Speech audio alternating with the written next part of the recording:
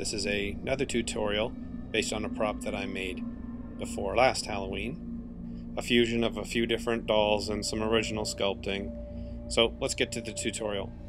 First, I started off doing this prop. I wanted to do an unclothed prop. So I needed the entire body. What I saw a lot of at the thrift stores were these porcelain dolls. But unfortunately, most of those only include sort of the head and neck and the forearms and the feet, the parts that are exposed. All the stuff under the dress is just, stuffed doll. So I got this second doll here so I could use its torso. What I ended up doing was cutting apart the dolls and then taking the individual limbs, cutting apart the dolls, the torso section from the rubber doll that I wanted to use, and inserting the porcelain bits from the porcelain doll into the limbs of the rubber doll. I just hot glued them down, and I knew I was going to be using epoxy sculpt later to make the seams seamless. So for now, hot glue was just there to kind of take the load. And basically I ended up with this. So what I need to do is use epoxy sculpt. I've talked about it before. I swear I've never been approached by this company or anything like that. I'm not shilling for them, but I just really love the material because it solves a lot of problems. Epoxy sculpt again is a two-part compound. You take sections of equal sections of each material, and you basically fold them over each other over and over and over again until they're of uniform color. But basically I started off by making little snakes of material and filling in the seams, and then all you do is basically wet your fingers and smooth them out. Now I wanted this prop to not look so much like a girl. I wanted it to be more androgynous, so I built up the shoulders while I was doing this. So basically I just let that epoxy sculpt cure, and then I went back in sort of a second pass of detail. So I added pecs, and then since this porcelain doll had very dainty little feet, what I did is I built up the feet using epoxy sculpt to make them larger and to give them flat bottoms so that Betty would be able to stand on her own. And I did a bunch of sanding on the prop or on the epoxy. That's the other thing about it. You can sand epoxy once it's cured. You can also drill it. You can do whatever you want. And then I knew I wanted to make a head for this prop. But epoxy sculpt, the material I've been talking about so far, is a little difficult to work with for doing larger amounts of it. So I had read about epoxy clay, which is sort of a softer version of epoxy sculpt. It doesn't cure quite as hard. It's an interesting alternative. So I wanted to give it sort of like an animal head. I actually have this had this coyote skull on hand. I collect a number of different kind of real animal skulls and stuff to put into the haunt, and I wanted to make a smaller version of it. So I started off with some aluminum foil to kind of build up the major shapes, use some masking tape, comparing to the original the whole time. And then once I did that, I got this aluminum wire, which I always keep on hand for sculpting, but this wire itself actually came out of the porcelain doll. And basically what I did is I punctured the back of the head and fed it kind of all the way up towards the nose, and then wrapped the wire around the head once and then back through itself. And that wire eventually is going to go down into the neck of the doll.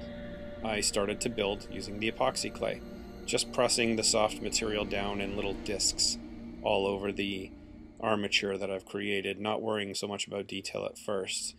Keep adding the clay, and then once you're there, you can, do the sculpting. And I basically just wet my fingers and, kept looking at the coyote skull and trying to emulate that as much as possible. And that's what I came up with. And I used the wire that was inside to let it hang so it wouldn't be deformed while curing, because again, epoxy clay is a bit softer than epoxy sculpt. And then once it was cured, you can do a little sanding on it again, and then I just wrapped the wire around the neck of the doll that it came with and then fed it down into the body. That's just to kind of take the mechanical load, but I was going to use, as I did, epoxy sculpt to build up the neck, as you see here, and not epoxy clay because I was looking for a little more strength. So then it was time to start thinking about paint. I used a plastic-friendly paint. Normally I use the Krylon stuff, but I had this on hand. At that point I used unbleached titanium acrylic paint and some other tints, bleached titanium as well. Sometimes I use sponges, but sometimes I just use a brush and just stipple around on it quite a bit. Then I added a bit of a portrait tone or flesh tone. So I kept sponging on different layers of color to give it some depth. And I actually hand painted on some veins So there you go. There's the sort of paint job to give the kind of marbly slash fleshy kind of hybrid look that I wanted. But obviously it was still too clean, so I wanted to add some stain to give it another dimension. However, before I did that, this was just an experiment. I tried putting on a coat of Krylon Crystal Clear. So I put the Krylon on first and then added the stain. I'm not suggesting you necessarily do that, but I thought it might create some more depth because the colors underneath would be preserved and protected by the Krylon, and the stain would sit on top of it. You can be the judge yourself. I mean, if I had done it the other way, it may have looked exactly the same, but it was just a method I tried. So once again, I used the EcoFlow Gel Antique Saddle Tan color from Tandy Leather, just like Alan Hops from Stilt Beast Studios uses. I basically just brushed that stuff on top and wiped it off. Now, I wanted to create wings for this prop, and I was lucky that I found this item here. I found this at a garage sale for $1, and it came with these kind of really downy kind of wings that were built on top of a wire armature. This is what I did. There's probably a million different ways to do this kind of thing.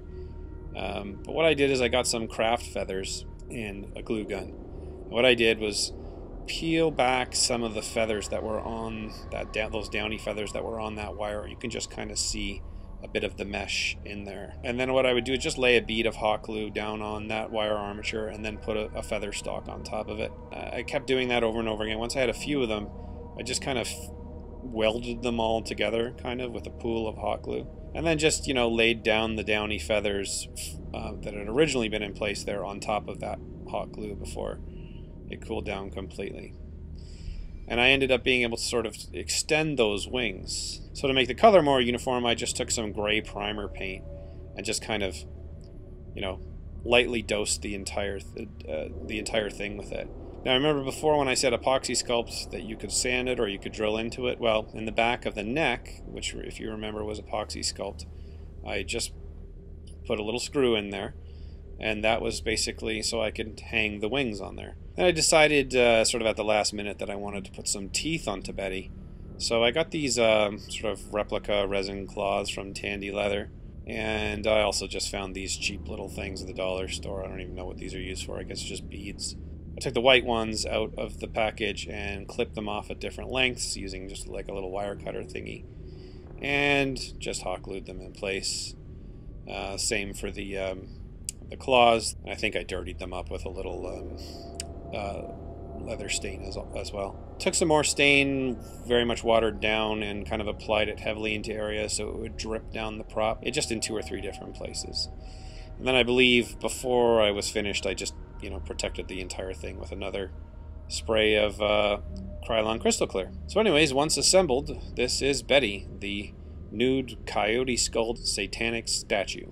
And there she is. She's kind of strange. She's definitely unique. I haven't seen a whole lot of things like this. You know, she just was one of the many little details that I kind of put on shelves and stuff throughout the haunt. And she's also just on display in my house to freak out my party guests. So thanks a lot for watching this tutorial, and have a look around my channel. Please subscribe. I've been kind of using up the props I made last year to try and make tutorials so far, because I haven't really started on any new projects for Halloween yet this year. But there will be more to come. There's a written version of this tutorial that I'll put a link to below. So thanks again for checking out the tutorial, and hopefully it was helpful. I hope to see you guys around here soon. Bye. Jesus Christ. What? Try to my